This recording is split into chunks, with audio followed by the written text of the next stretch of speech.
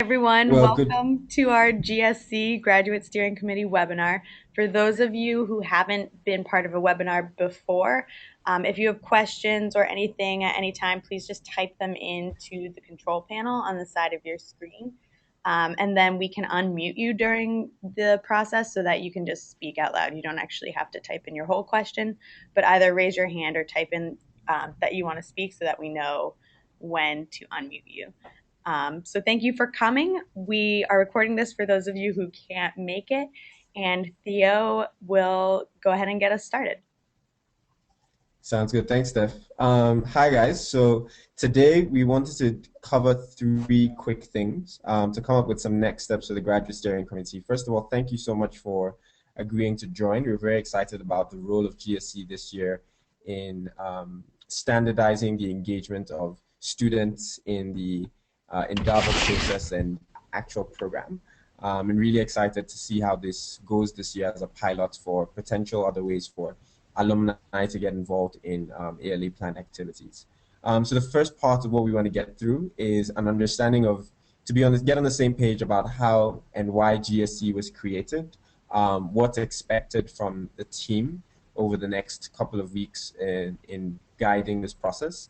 The second is around some key lessons learned, with which Mr. Nolan will walk us through, as the ALF team in particular has run a lot of networking and relationship building events, and I'll also talk a little bit about additional models we looked at. And lastly would be around the actual structure of the graduate steering committee program going forward. And so that will deal with everything of the logistics of timing, who would chair the meetings, etc., etc. So to start off with the purpose of the call, and giving some context for the GSE, I hope you've all had a chance to look through the document.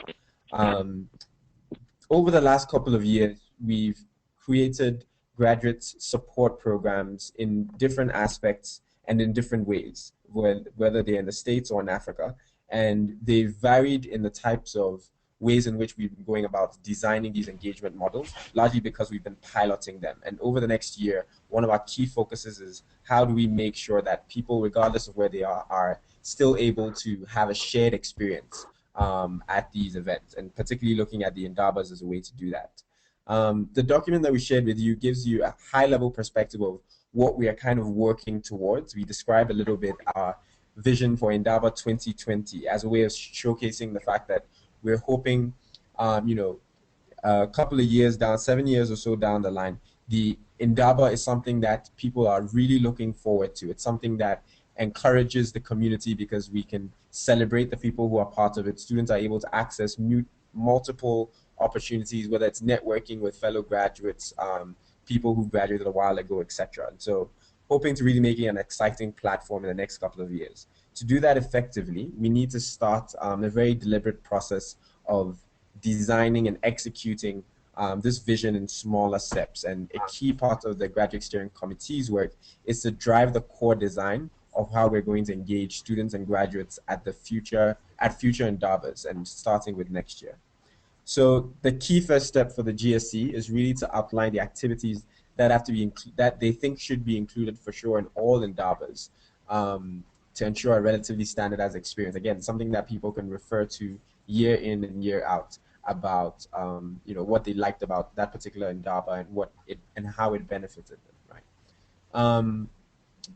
I think one of our key lessons that I just want to share about why we're talking about GSC at this point is that we've realized over the last couple of years we've driven the design with inputs from students in a rather haphazard way, and it's ended up feeling a lot more like a conference, which we're hoping to move away from and more to a retreat, which we think really will allow for a relationship building platform, which is a key part of our model for collaboration and making sure that people are actually getting a lot out of the program.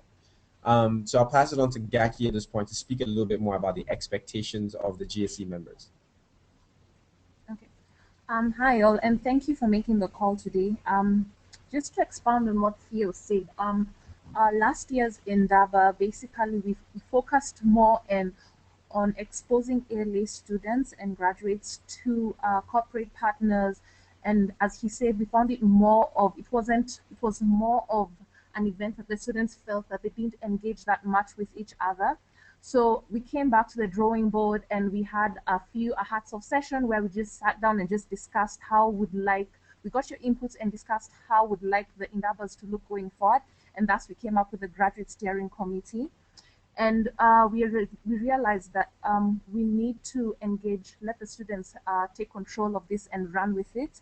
And one thing that we came up is that we'd like to pilot an approach this year, which we call the 60-40 rule, which we're going to focus mostly on connecting ALA students and graduates to each other, ALA, and to Africa. So for the 60% of the rule, this is basically where we will, it's mostly going to be a part of the Indaba where the students connect with each other. Take, for example, the East Africa Indaba and the Southern Africa Indaba. They held networking cocktails, which the networking cocktails and different events where the students were able to connect with each other and spend more time together. These are fun activities, internal networking, also leadership impact projects where the students can interact more with each other and get to learn a lot from each other. And for the 40% of it is mostly where we're going to help you with your journey, especially professionally. Like take, for example, in the West, in the Africa Indabas plus also the US Indaba, I think we held professional development sessions sponsored by Coca-Cola, IBM. This is now going to be only 40% because we also noticed that a lot of it this year was basically us connecting the ALA students and graduates to people from the outside, maybe it companies, other professionals, other African leaders, and we focus a bit too much on it. So going forward, what we're going to do is the graduate steering committee will be tasked with managing 60% of the Indaba. As I mentioned earlier, it's just going to be connecting ALA students and graduates with each other. So you're going to be charged with the responsibility or the task of connecting ALA students to each other by organizing fun activities. For example, in West Africa, the West Africans, you might decide, are going to have a networking cocktail or go to the zoo or go to a park and just try and bond and get to share ideas and expose each other to what you have been doing during the period you've been away from in between the Indabas. And then one important thing is at the end of this all, I'm sure we're going to come up with deadlines and guidelines as to how we'll work. And towards the end of January, the Indaba team will be presenting proposal to Expo. Expo is the executive committee at ALA, which comprise of Fred Swanika, Franca Swani, Chris Bradford, and others, for them to be able to approve what we are going to do going forward. I think that's it from me. I hand it over to you now. Awesome. Thanks, Gaki. So I think Gaki mentioned a really important thing that I want to just highlight as pertains to timelines. The reason why we'll likely need the first strong draft of the 60% from the GSC committee to present to the EXCO team in late January, being the third week of January. And the reason being EXCO, which is highly involved in external partners, needs to understand how exactly we're thinking about the design of the Indaba going forward, so they understand and we can manage their expectations about how they can engage external people. The final version of it, so it can be tweaked on a minor level until the end of February, by which we need to definitely publish the Indaba and start preparing for the logistical aspect of it. So that's just some context as to what the timelines for how this process is going to be managed. I want to draw your attention briefly to the sample template we provided at the end of that document on how you can present your deliverables to us. And this is specific to the question of, we come up with all these great ideas. How do we then present it to the team?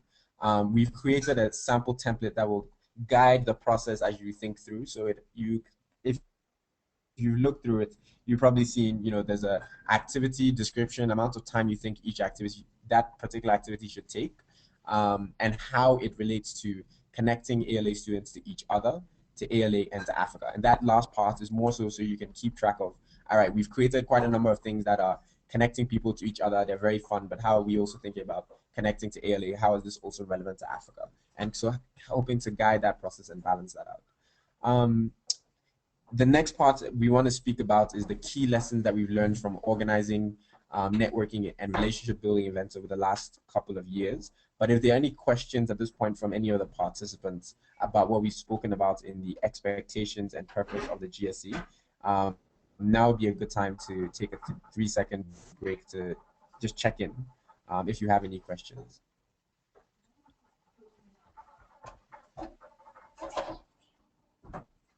So you can click the raise your hand button on the webinar service if you have a question, and we can just unmute you. Hello?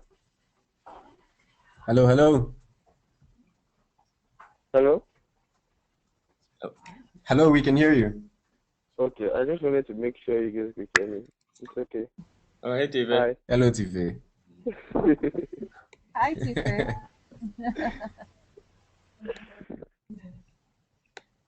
All right. Okay, TV, did you have a question or were you just joining in? No, I've been here since. I just wasn't sure because I'm calling in. I wasn't sure if Okay. I could also participate. All right. So That's fine. That's fine. Well, if there are any questions, Zach, are there any questions coming through? it doesn't seem like it. Anyone else have a question? Otherwise, we Okay. Well, we can just move on to the next part. sounds good. Sounds good. Awesome. So among the documents or the document that Theo sent everyone is at the bottom a part about lessons learned, and this is an important part for us because we'd like to make sure, as you are thinking about the Indabas for future years, you want to make sure that you also are taking into account what we've done the last 3 years in the U.S., last 1 to 2 years on the continent.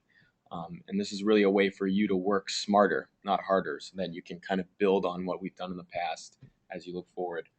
And so everyone, we'd like you to, in addition to kind of the lessons learned that we provided and going forward as we discuss with you how we think this should look, want you also to think about your own Indaba experiences. All of you have been to at least one Indaba, maybe a couple of them. And so you've seen kind of these from the inside out. So also think about that when you're developing these templates and these drafts of programming. And finally, just kind of a note on the lessons learned and the Indabas going forward. We do recognize that there's a lot of different circumstances. So all these Indabas will, look a little different. And so your Indaba, the ones you have experienced look different, and the ones of other members of the GSC. So just take that into account too, and then all these Indabas that we're designing going forward, we do want them to all have the same core components, but there will be kind of small differences here and there. And so just to run through a few basic, I guess, lessons learned from the U.S. Events in particular, because we have had the luxury of having 3 Indabas now. Some of them for the 60% that we mentioned before, kind of the internal, some key lessons learned, and we'll talk about more of these going forward and give you more as we start to kind of suss out what these are going to look like. But some key ones are free time is very important. And in the past, we've done the mistake of structuring too much time. So it's great to have people have some free time to decompose, just to chat, to catch up. Like Theo said, more retreat-like than conference-like. Another key lesson is that we'd like to stress interclass relationships, and we think this really makes the Indabas more vibrant, more successful, more useful to our mission. And interclass relationships means, people have the tendency to bunch up in their own classes at ALA or within, 2 years, the people they know. But it's really important for our network and for our mission that you develop relationships with ALA graduates from other classes. So this is something that we'd really like to stress as a key lesson, that we do have to do certain programming to help make this happen. One more from the US is that feedback sessions within the DABA are really important, and we like to have now kind of a daily debrief. So a way for people to give feedback in real time, input real time in the Indaba, and also a great way to give news and announcements and to come together as a group in a really informal way.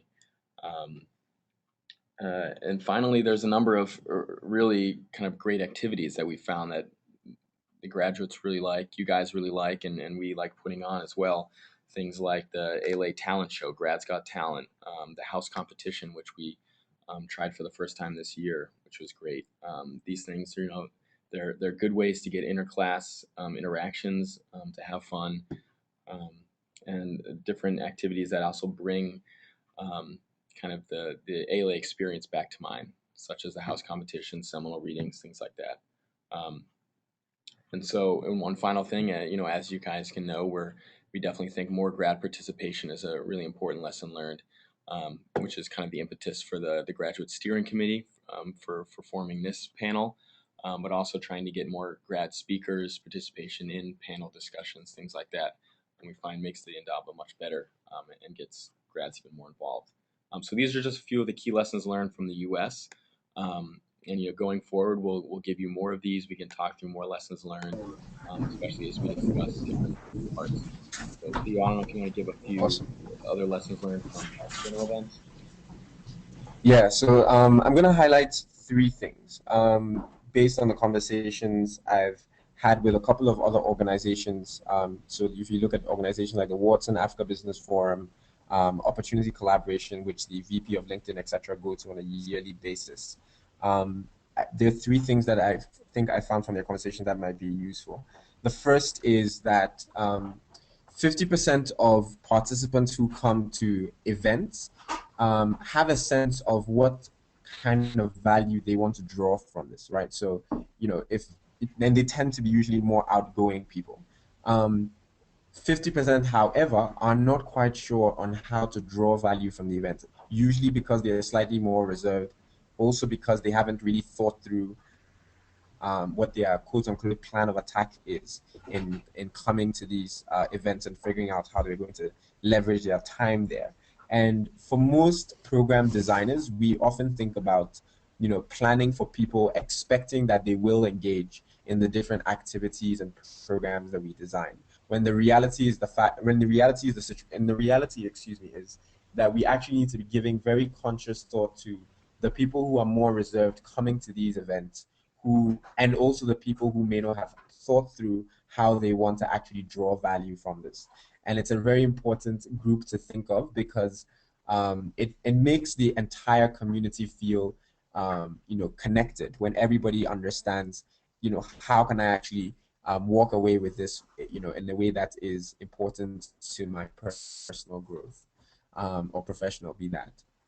The second is somewhat related, but I'll bring it back home to ALA, where we realized that we've we've gotten comfortable in running indabas in particular countries. So if you look at the West African indaba, for example, we understood running what it takes to run a Lagos-based indaba, and that became increasingly easier for us to do. But we've had to step out of our comfort zones and thinking about how can we then actually allow indabas to rotate through different countries and give other people opportunities to showcase the places where they are. We think this lies very directly in our vision of Pan-Africanism, people being able to see and access different countries, and ALA almost subsidizing that trip, so to speak. So I think, starting this year, most Indabas will be held in a different country or at least different city. And we're hoping there may be some interesting ways you can think of to showcase the country, whether through a cultural presentation or otherwise, through that. And then the last part is about community and Africa. The last couple of Indabas, one of the big feedback pieces we've got is that people feel slightly disconnected from Africa, quote unquote, which is the communities around. And we've been thinking about how to ensure that ALA as a community, is not a bubble. And as part of what we're piloting this year is that we want to include the MasterCard Foundation scholars throughout the complete Indaba, by inviting them only to the networking dinners. We think they clearly benefited a lot from it. They were really excited to meet ALA students, and I think connecting with other young talent from across Africa is going to be a hopefully insightful way to continue thinking about your engagement with the continent. Why that's important to think about is that then when you start designing programs and activities, that you're not also then just limiting it to people who understand ALA, but to people who also want to learn. Those are the three lessons I wanted to share um, with you about lessons learned from other organizations and how that fits into the ALA um, context. Are there any questions around lessons learned?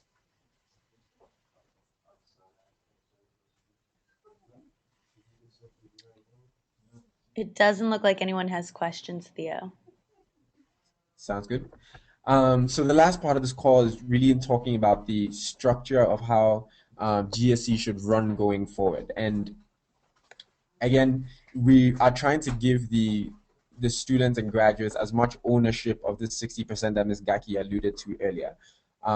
And in part of doing that is making sure that you're able to run your own meetings within your own time frames that are convenient for you in context of this larger deadlines, in the context of the larger deadlines that we have. Now, the survey I sent out, the last survey I sent out was to get a sense of what days tentatively work for most people, who they thought would be the best person to chair the weekly meetings. And lastly was when they would like to start regular meetings. And to just share high level what the survey results were. Preferred days, Monday, and this is with the same time that we're meeting now. So preferred days are Monday. Who you'd prefer to chair the meeting, which is essentially the person who's going to structure meetings, create the agendas, and facilitate the discussions and allocation of duties. The person who came out on top was Zach Murdy. And lastly, when would you like to start the meetings? There were two close options. One was at least once in December. I assume that's because people want to leverage the time that they're out of school and not burdened with academics. And then the second is the first week of January. So those two options, given the Monday intersection, mean it's 23rd and the 30th of, the 23rd or 30th of December are the two options for this month, and then the 6th of January. But those options are tied, so it's really for the group to decide on how they like to go forward with that. Given that Zach isn't on the call, I think it would be useful if I can touch base with Zach. I'll touch base with Zach, after this to talk through whether he's comfortable running this, and he could send out the follow-up communication to the entire team about the next meeting and how you call into that. I think that might be the next best step on that note. And last point, sorry. The last point is our suggestion is because they're literally between 6 and 7 weeks of work time before the January deadline, weekly meetings may make most sense for the GSC. We as the Indaba committee, Ms. Gaki, myself, Stephanie, and Nolan, will also be available for the bi-weekly calls. So we may come on, this week, the other week, just if you have any other questions that we can help address as you plan through this.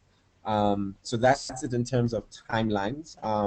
Let me speak with Zach about if he's comfortable with this, and he will contact you further about next steps and time meetings. But if you have ideas, please start writing them so that discussion can go smoothly.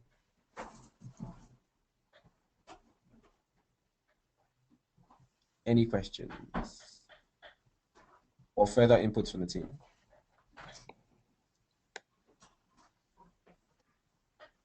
Everyone's unmuted, so if you have a question, you can ask it now. If not, we will see you soon. All right, so it looks like nobody has questions. So just in terms, Stephanie, this is Mohammed. I actually have one question now. Hey, Mohammed, go for it. So just, related to the time that we're supposed to meet. So if I understand very well, Theo said the date that people wanted to meet, like, or actually the time is on Mondays at around 12. Mm-hmm. So Correct. I just wanted to make sure, did everyone maybe take into account their schedule for next semester and things like that?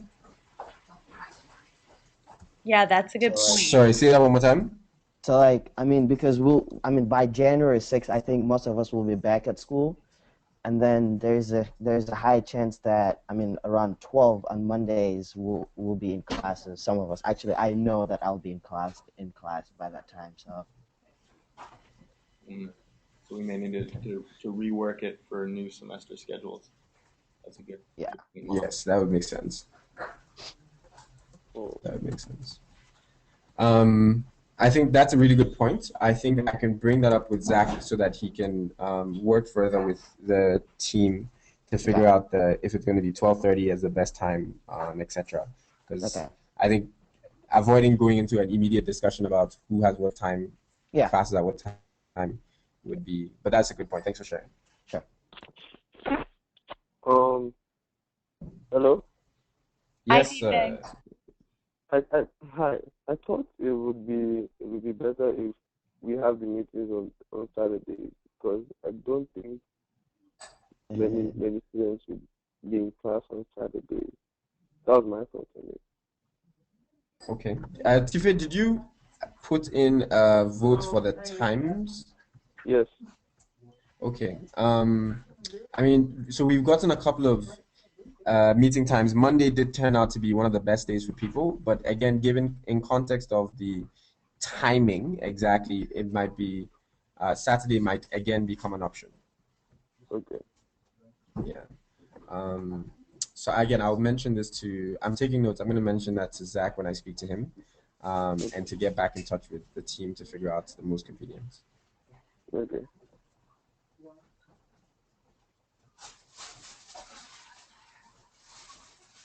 Anything else?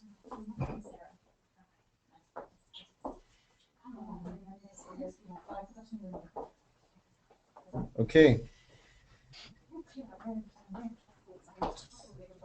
Thanks, everyone. Sounds like uh, we've had most questions answered. If you do have any follow-up inputs, requests, questions, concerns whatsoever, please shoot them to one of the team members and we will get back to you as soon as possible.